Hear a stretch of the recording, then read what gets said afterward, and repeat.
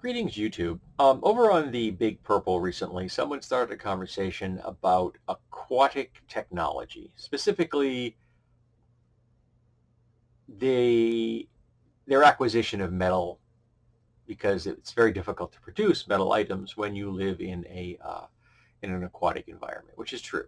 Unfortunately, the person that seems to have started the thread started it specifically to espouse different methods for genocide against aquatic species, and apparently had been hit with a 7-day ban in the past for some other kind of very questionable eradication type position, and then now has a 30-day ban. So I don't know if they're just some kind of, you know, unusual person, or they're a white nationalist trying to shoehorn their way in to the world. I'm not positive, but it was morally reprehensible, their reason for the thread. However, it doesn't mean that the thread isn't interesting. So let's have a talk about it without the genocide involved. Um, so it got me thinking about, if you have an aquatic species, do they need metal? And I think the answer to that is no.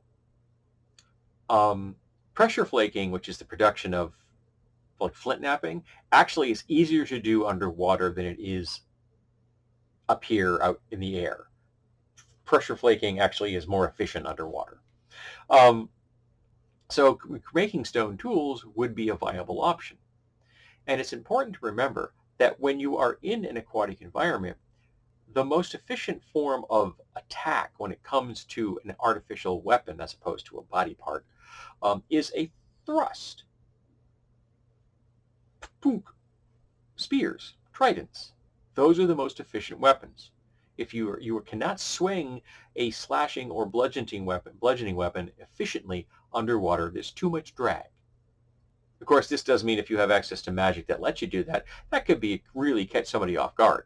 If they think they're going up against someone who is going to be fighting in the way they've always trained to fight, with their shield and their spear, then suddenly they find themselves up against somebody who can swing a weapon at a rate that is only normally achievable in the surface world. That could definitely throw them off, at least for the first couple of rounds. Put them on their back foot, if you will. But they'd adapt to it, because if they've been trained in fighting, those that don't adapt don't get to train in fighting anymore. Um, but there's also trade. But the kind of things they're going to want to trade for are going to be very specific. They're not going to want iron and steel. Iron and steel are really bad options when you live in a saltwater environment or even in a freshwater environment. You're going to want bronze. Bronze is an awesome material for an aquatic environment. In fact, you can get bronze blades right now in the real world that are used on board fishing vessels for the reason that the fishermen who are like doing crabbing or lobstering and stuff, they want a knife that's not going to, that's not going to rust out on them. Because while you can call something stainless steel, what it really is stain resistant. It is not 100% stainless, and it is not corrosion resistant. Can be more or less corrosion resistant, but any steel, can be eventually oxidized. And titanium is a good option, but it's really expensive. And until recently, very hard to come by. Bronze, however, has been around for thousands of years. We have a pretty good, history of how to use bronze in both aquatic and non-aquatic environments. And for example, in my campaigns, I have their substance known as elven bronze. So you had the elves, and they were using bronze weapons, and along come the dwarves, and the dwarves outstripped them and came up with iron and then steel. Now the elves, not wanting to be left behind on the Tetsubo bandwagon, they found their own way of taking bronze, changing it through alchemical processes to create elven bronze, which is bronze that is half the weight of conventional bronze, but twice as strong. So essentially, they made their own amorphous steel. Then the dwarves came along, and they came up with that adamantite, something heavier but far stronger than steel, And the elves came along and said, okay, that's an interesting idea, but how about we make a substance which is half the weight of steel and twice as hard, mithril.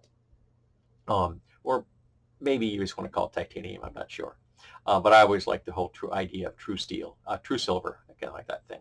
And I know some people say mithril, some people say mithril. I've always said mithril. That's what I'm going to continue saying.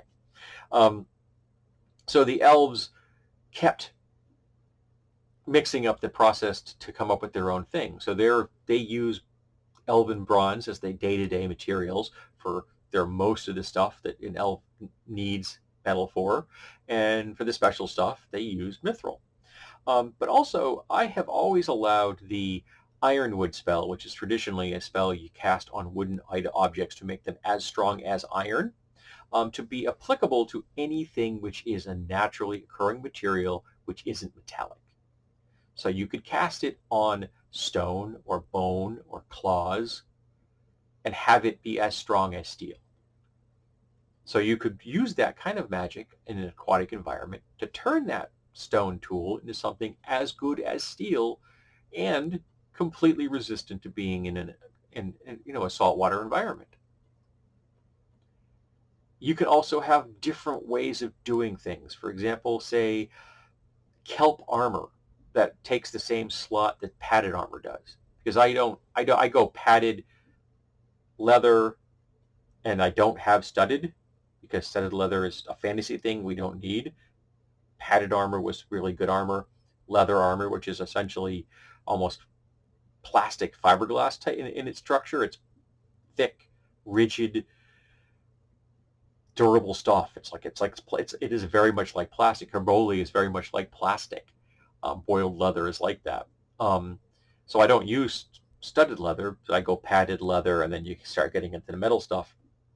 So you could do woven kelp for the padded version, and then you could get into like some organic materials like seashells and things like that. And remember, in a world where you've got high fantasy, you've got giant versions of everything.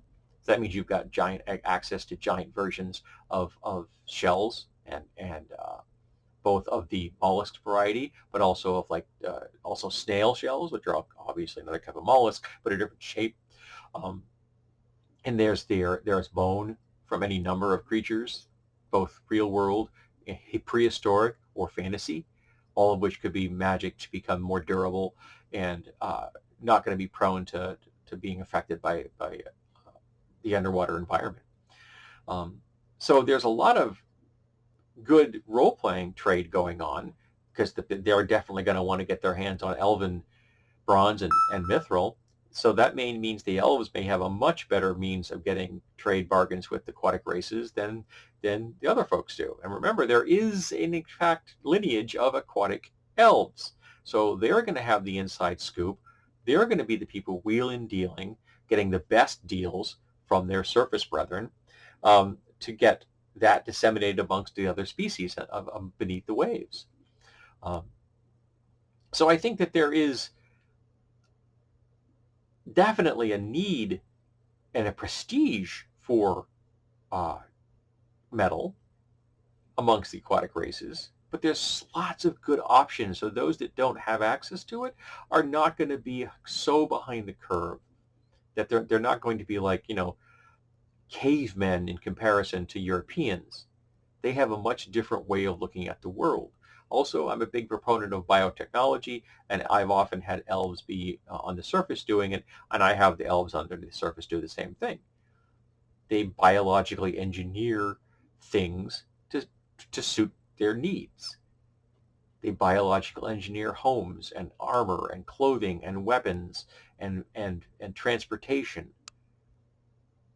because they like to work with nature as opposed to doing the more artificial processes that are used by a lot of surface species, particularly amongst the humans and the dwarves. So I think there's a lot of things that you can do here, but also I think that they're doing just fine on their own. And while it's going to be a really good way of getting yourself in with an aquatic species to bring them like a mithril chain shirt, That is definitely going to get you some great trade bargains. Really, when you want to suck up to somebody who's a position of power, give them one of those. That's going to work. They're not helpless, and they're going to be able to defend themselves, and they're going to be able to be a threat, even with the technology that they have of their own. Because remember, this is high fantasy, so we got a lot of wiggle room. We got a lot of space to play with. And I think that one of the ideas that I've thrown out here are the ones that you could play with. And if anyone out there has ever used any kind of thing for an aquatic species that I haven't thought of, please tell me. I'd like to know. And if you've ever used alternative types of metals for your species, I'd also like to know. Like I said, I've used elven bronze and mithril as being derivative of the elves, and steel and adamantite being derivatives of the dwarves, and humans stealing whatever they can lay their hands on, because that's what humans seem to do best. We're jack of all trades and thieves of everyone. Kind of like the way the English language is. It's like the old saying is that the English language doesn't so much steal words from other languages; it drags them into into a dark alley and mugs them. Yeah, yeah. So let's talk about aquatic atomic, right? Atomic species. Yes, let's talk about aquatic species and the different types of technology that they may use in lieu of metals, and how they may access the types of metals that they would really like to use in their particular cultures.